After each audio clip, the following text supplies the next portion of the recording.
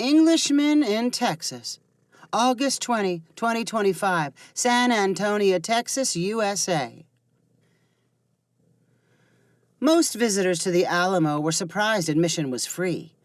After paying to see nearly every other famous attraction, they marveled over the site's open grounds and the people who kept it running. Volunteers stood at nearly every corner and in front of every display to answer questions.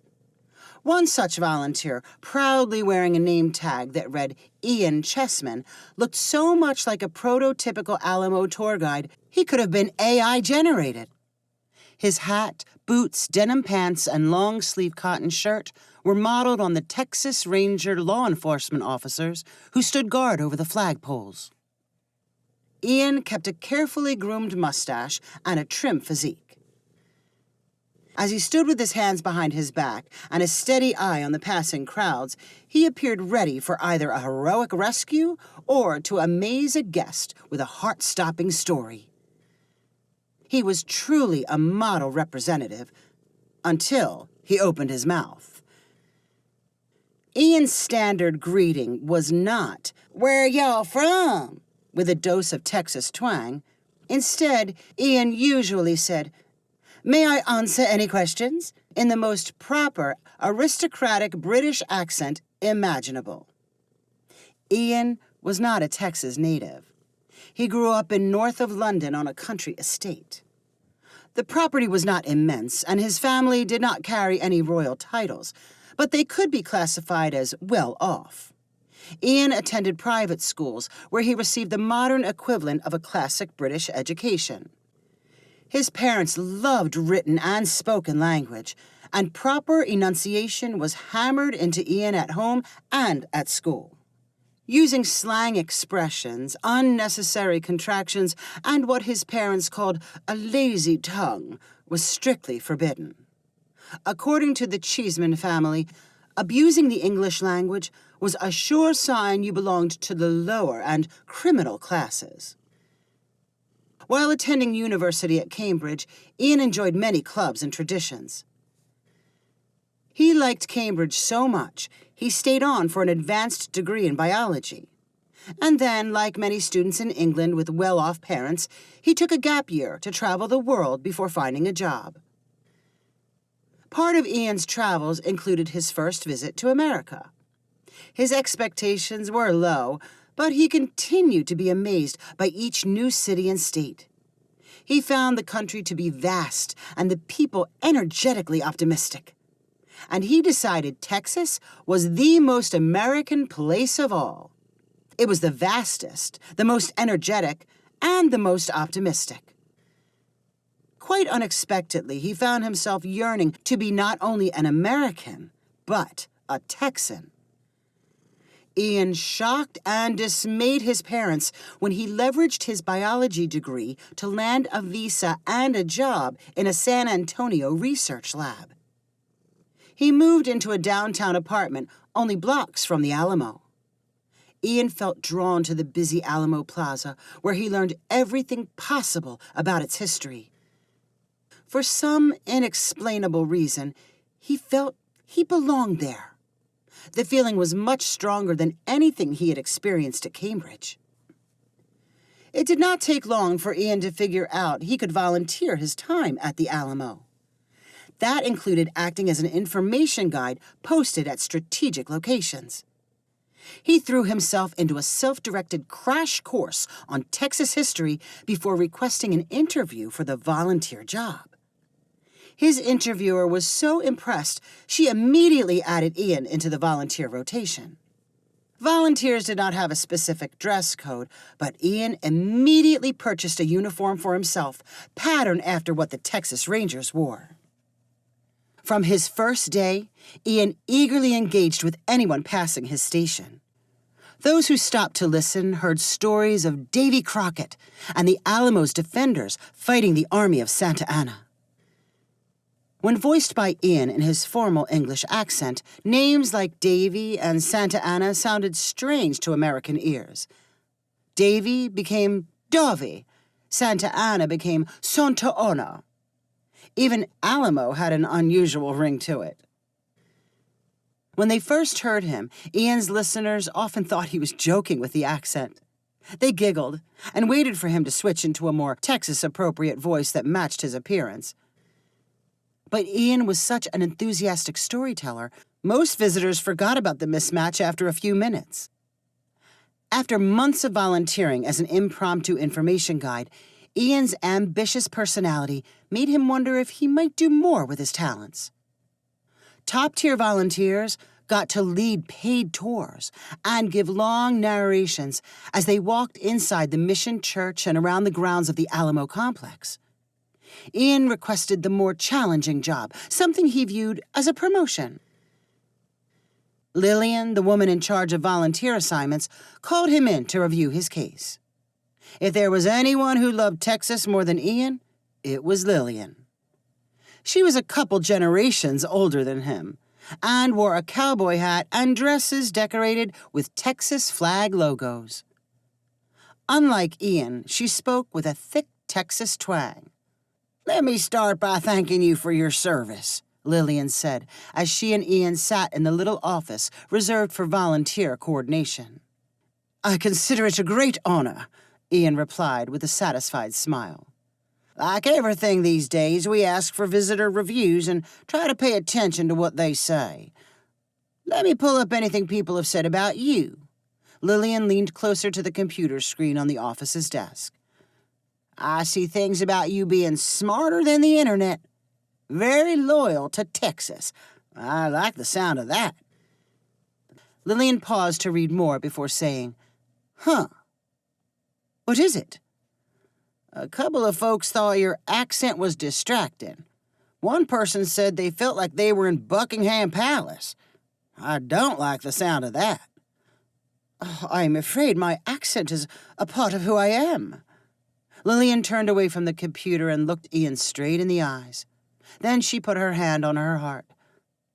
"I can feel you love Texas the same way I do. This is a big state with room enough for all kinds of people. But when folks come to the Alamo and they're paying for a tour, they expect it to sound a certain way." Ian sensed that Lillian was about to deny his promotion. It would be the first rejection he had ever heard. He panicked a little and said, "My accent is a part of me, but that does not mean I cannot change. I can work on sounding more American, more Texan. I can adopt some different words and phrases, like y'all. More San Antonio and less Buckingham Palace." Lillian acted impressed. "That's mighty generous of you. I gotta say, I do like the sound of that offer. How about we let you practice first, and then we'll talk about it again?"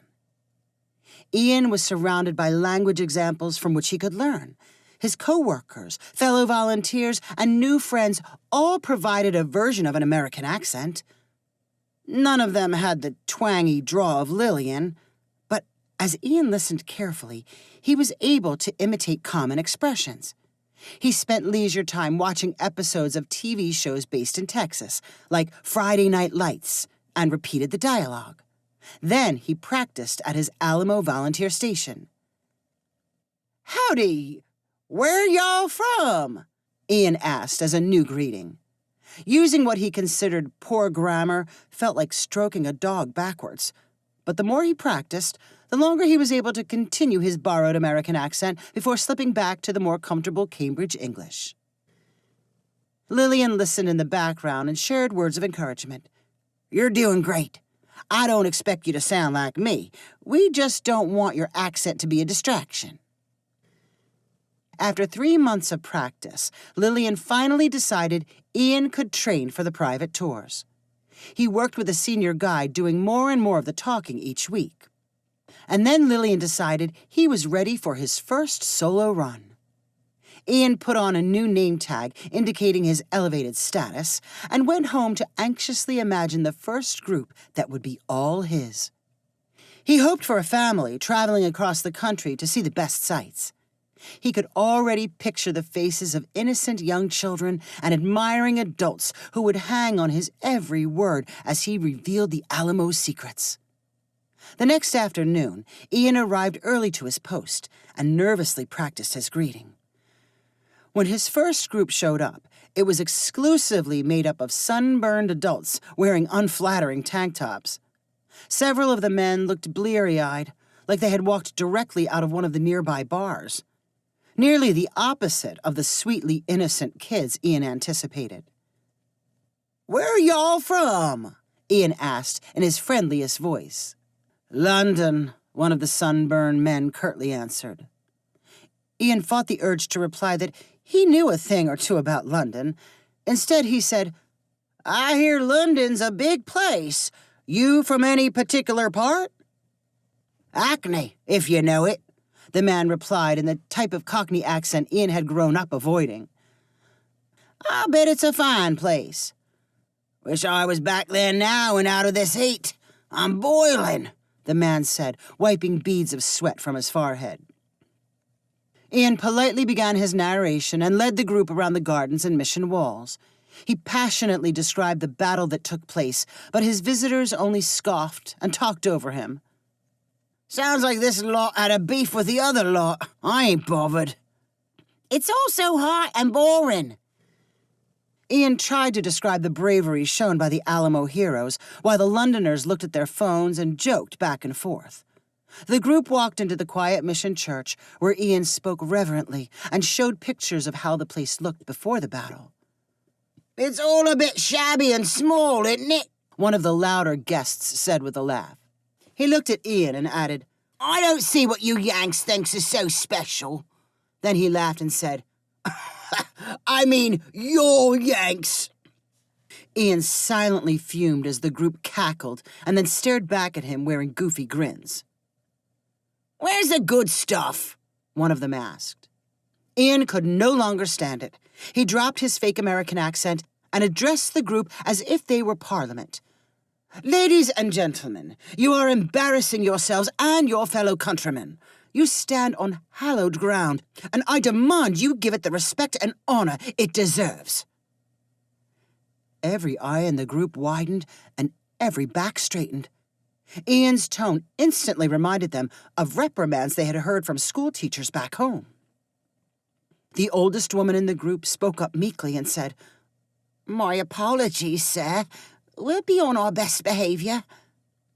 Ian conducted the remainder of the tour using his natural accent.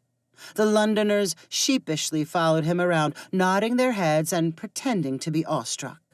The 5-star review from Ian's first tour was one of the best he ever received.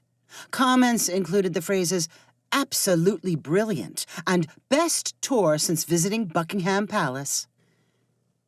After reading the review, Lillian said, "I like the sound of that." Ian continued to give highly rated tours. He always began posing as a native Texan. But if the occasion called for it, he was always ready to slip back into the role of converted English transplant. If you enjoyed this story, please rank it on the website 500ironicstories.com. Please subscribe on the website to get weekly updates as new stories are posted. And please share with friends using the convenient links available.